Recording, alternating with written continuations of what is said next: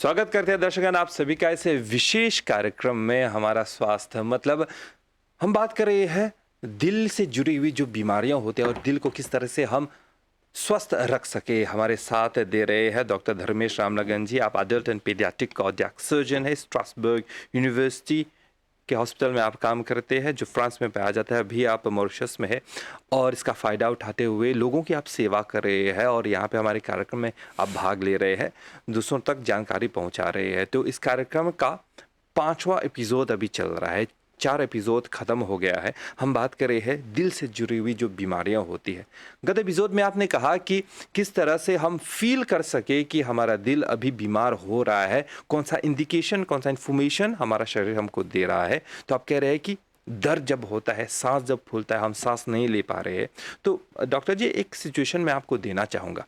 तो उस समय एक मरीज, एक आदमी क्या करना चाहिए? मान लीजिए उसको दर्द हो रहा है, सीने में बहुत दर्द हो रहा है और सांस भी नहीं ले पा रहा है, तो उसी समय उसको क्या करना चाहिए? देखिए, अगर वो व्यक्ति काम पर हो या घर पर हो तो उसका सॉल्यूशन सेम होगा।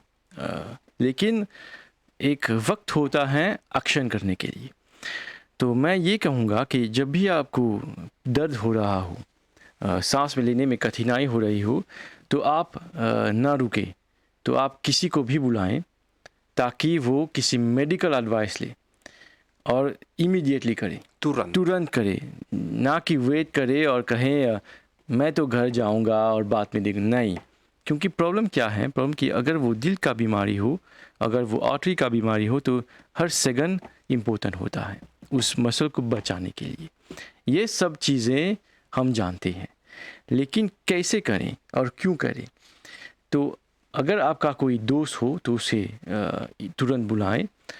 अगर दोस्त ना हो तो आपको मेडिकल एम्बुलेंसेस, आपको मेडिकल हेल्प मिलता है। तो आजकल मुझे लगता है कि चाहे वो पब्लिक या प्राइवेट हो, दोनों में सुविधाएं हैं। तो आप ज़रूर उनको कॉल करें और बताएं कि आपको कैसी दर्द हो रहा हो, आपके सांसें लेने में कठिन, आप बताएं। अगर आप बताने में कठिनाई फील कर रहे हो तो आप किसी दोस्त को बुलाएं ताकि वो मैसेज दे सके। लेकिन एंड में आपको किसी भी मेडिकल स्ट्रक्चर में जाना होगा तुरंत। आप ना रुकें, क्योंकि हर सेकंड, हर मिनट डिटरमिन करेगा कि क्या होगा आपके साथ। कितना समय हमारे पास होता है डॉक्टर तक पहुंचने? देखिए, इस पर बहुत स्टडीज़ हुए, लेकिन क्या वो स्टडीज़ हम मॉरिशस पर कंपेयर कर सकते हैं? मुझे लगता है कि जो भी स्टडीज़ हुए वो बहुत सारे बड़े देशों में हुए। जियोग्राफी में अगर आप देखेंगे कि देश बहुत बड़ा है तो वो टाइम फ्रेम सेट करते हैं। तो लगभग जो उन्होंने कहा 2 घंटों, उन 2 घंटों में जब भी आपको पेन हो रहा हो, आपको दर्द हो रहा हो, उन 2 घंटों की जो भी मेडिकल स्ट्रक्चर होता है, आप उस 2 घंटों के बीच में वहाँ जाना चाहिए। मॉरिशस में क्या होता है, मॉरिशस छोटा सा देश है, तो हम उस 2 घंटे को और कम कर सकते हैं। तो मैं ये कहूँगा कि तुरंत जाए और जो भी आपको एक मेडिकल स्ट्रक्चर में लेके जा सकते हैं वो आपको लेके जाएं, क्योंकि हर मिनट, हर सेकंड इम्पोर्टेंट होता है। तो क्या क्या होगा उसके बाद? जब आप कोई डॉक्टर को देखें, जब आप कोई मेडिकल एनवायरनमेंट में होते हैं, तो उस दर्द को लेके वो आपको कुछ प्रश्न पूछेंगे और आपको सही जवाब देना होगा। अगर आपकी हालत आपको बात करने में प्रॉब्लम हो रहा हो, तो डॉक्टर वो जानता है कि कैसे बात करना चाहिए और क्यों। लेकिन अब अगर आपकी हालत ये है कि आप बात कर सकते हैं, तो सभी इन्फॉर्मेशन दे दीजिए। किस वक्त पर शुरू हुआ, क्यों शुरू हुआ, आप उस वक्त पर क्या कर रहे थे, क्या आप व्यायाम कर रहे थे, आप ऑफिस में थे, आप रिलैक्स मोड में थे, आप कुछ काम जो हैवी वेट लिफ्टिंग कर रहे थे। सभी प्रश्नों का उत्तर डिटरमाइन करता है कि क्या ट्रीटमेंट देगी। तो जो भी मेडिकल स्ट्रक्चर है, आप उसमें जाएं, डॉक्टर को देखें और डॉक्टर का क्या करेगा, वो पहले आपको एग्जामिन करेगा, फिर ईसीजी करेगा, जो हमारे सिस्टम का कंडक्शन है उसको देखेंगे, क्योंकि अगर एक आर्टरी ब्लॉक्ड है उसमें दिखता है, उस ईसीजी में दिखता है।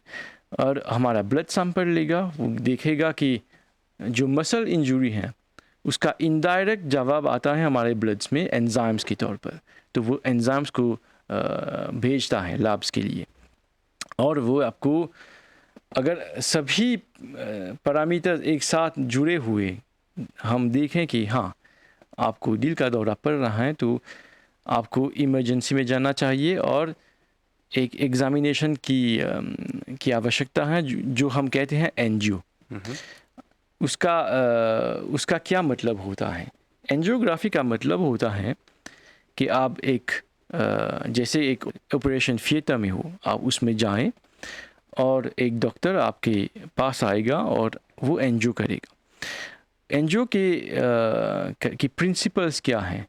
एंजियो का मतलब होता है कि हम एक आर्टरी में एक छोटा सा पाइप डालते हैं, हमारे हाथ में हो सकता है, हमारे पैरों में हो सकता है, तो उस छोटे पाइप को हम डालेंगे और उसको दिल तक पहुंचाएंगे और उसमें एक प्रोडक्ट देंगे ताकि हम एक्सरे के द्वारा देख सकेंगे कि क्या आर्टरीज हैं और क्या आर्टरीज ब्लॉक्ड हैं। तो एंजियो का मतलब होता है कि हम आर्टरीज को देखें। एंजियो का मतलब ये नहीं होता कि हम ट्रीटमेंट कर रहे हैं। एंजियो का मतलब होता है कि हम उन आर्टरीज को देखें, समझें। अगर एंजियो के द्वारा हम देखें कि आर्टरीज में ब्लॉक आया है तो हम सोल्यूशन दे सकते हैं। सोल्यूशन दो तरह के सोल्यूशन होते हैं, या हम जो कहते हैं स्टेंट डाल सकते हैं, जो कहते हैं हमारी भाषा में रेसो कहते हैं, या हम सर्जरी की बात कर सकते हैं। उसके लिए उन दो टेक्निकों के लिए इंडिकेशंस होना चाहिए, क्योंकि गाइडलाइंस है, हमारे मेडिकल स्टफ में गाइडलाइंस होता है कि किस सिचुएशन में क्या करना चाहिए। मान लिया जाए आप दर्द में हो, आपने एंजियो किया और हमने देखा कि एक आर्टरी तो फुल ब्लॉक्ड है और हमें पता है कि उस आर्टरी का रिजल्ट ये आपके हेल्थ पर हो रहा है, तो उसको स्टेंट करते हुए उसको खोलने के लिए ज़्यादा वेट नहीं करना चाहिए, इमीडिएटली करना चाहिए, क्योंकि ये मसल को बचाएगा। लेकिन मान लिया जाए एक नहीं, आपके 2 या 3 आर्टरीज ब्लॉक हैं, तो डिसीजन क्या है? डिसीजन ये है कि क्या करना चाहिए ताकि उस व्यक्ति को लाइफ टाइम का प्रॉफिट मिल सके उस ट्रीटमेंट के द्वारा।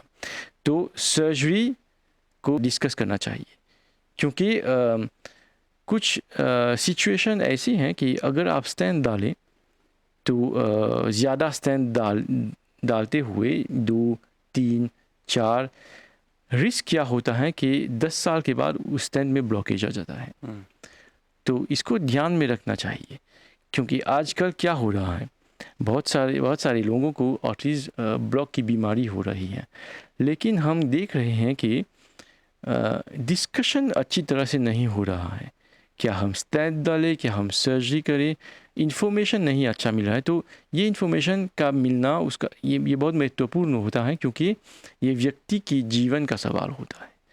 तो कुछ सिचुएशन आते हैं, फॉर एग्ज़ाम्पल एक व्यक्ति आता है, उसके 3 आर्टरीज ब्लॉक होता है, वो व्यक्ति कहता है मुझे सर्जरी नहीं करना, मुझे बहुत दर्द लग रहा है, तो वो क्या कहता है, मुझ में स्टेंट डालो।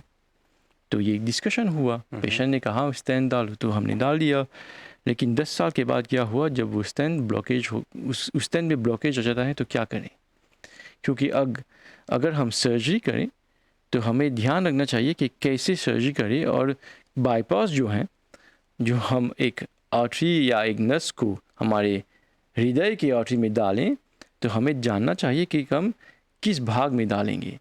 अगर उस भाग में स्टेंट ऑलरेडी से हो तो हम बाईपास नहीं कर सकते। तो ये सब डिसीजन लेना बहुत डिफ़िकल्ट होता है, लेकिन ये मैं कह रहा हूँ ताकि इसको पॉपुलेशन को जानना चाहिए। लेकिन अगर आपके सीने में दर्द हो, अगर हमने देखा कि एक आर्टरी ब्लॉक है, हाँ, तो आप स्टेंट डाल सकते हैं। लेकिन डायबिटिक पेशेंट्स, हम उसका उदाहरण लेते हैं। डायबिटिक पेशेंट्स, जैसे हमने कहा पिछले एपिसोड में, उसकी खासियत ये है कि वो सभी आर्टरी को अटैक करता है। तो ये फॉर्मल इंडिकेशन है सर्जरी के लिए। तो हमारे गाइडलाइंस में प्रॉपर इंडिकेशंस होते हैं और हमें उसको समझना चाहिए और उसके द्वारा हमें सॉल्यूशन अपने पेशेंट्स को देना चाहिए। मॉरिशन कॉन्टेक्स्ट की बात कर रहे हैं तो मॉरिशन कॉन्टेक्स्ट में ज़्यादा से ज़्यादा केसेस कौन से आ रहे हैं, एक आर्टरीज ब्लॉकेज या फिर अनेक आर्टरीज ब्लॉकेज? देखिए, ये सिर्फ मॉरिशस की बात नहीं है, ये पूरे विश्व की बात है।